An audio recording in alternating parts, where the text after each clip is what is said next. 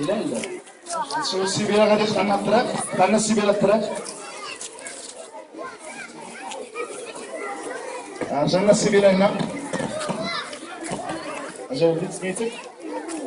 غادي نشوفوا السي عمر يقطع لنا الطريق، سير السي عمر. لاحظوا صحابكم الاخطاء اللي كيرتكبوها.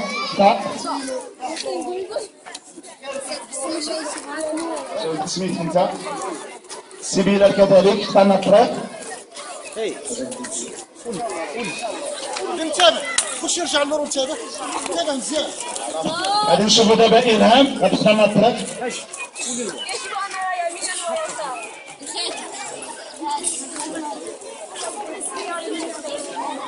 قطع لنا الطريق نور ما غادي نشوف. اش هاديك انتيا سميتك انتيا.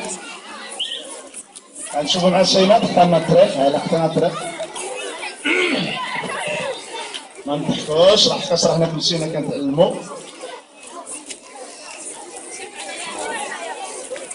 وانتما 10 ديال التلاميذ وكلشي ارتكبوا الاخطاء، حتى واحد ما قطع لنا الطريق نيشان.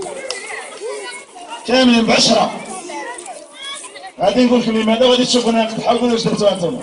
رجعوا شي شويه اللور. من نبغيو نقطعوا الطريق رجعوا شويه اللور.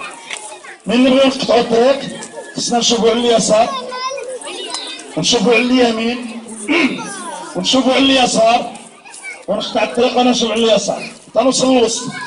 ملي نوصل نوقف نحدا غير اليمين ديالي. هادو اللي على اليسار راهم يدوزو. نحدا غير اليمين ديالي. واخا الطريق الطوموبيل الدراجه كيف ما كانت ناقله كيف ما كانت حاله المركبه سواء كانت بيسكليت ولا موطو سياره واخا تكون بعيده خصني نرد معاها الباب حتى تقطع هي عاد نقطع انا حتى دوز ونقطع الطريق. نفس الطريقه من نجي نقطع الطريق خصني الوقوف يكون مستقيم. ما نديرش ديك الوقوف اللي كتكون منحنيه ديك الانحناء بحال هكا. دائما نوقف مستقيم نوقف فوق الرصيف نحضي اليسار ديالي نظرة الى اليسار نظرة الى اليمين نظرة الى اليسار ونقطع.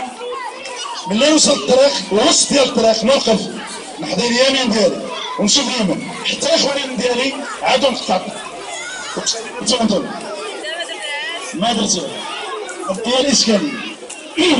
ملي نبغي نقطع الطريق ما عمرني نقطع الطريق مباشره.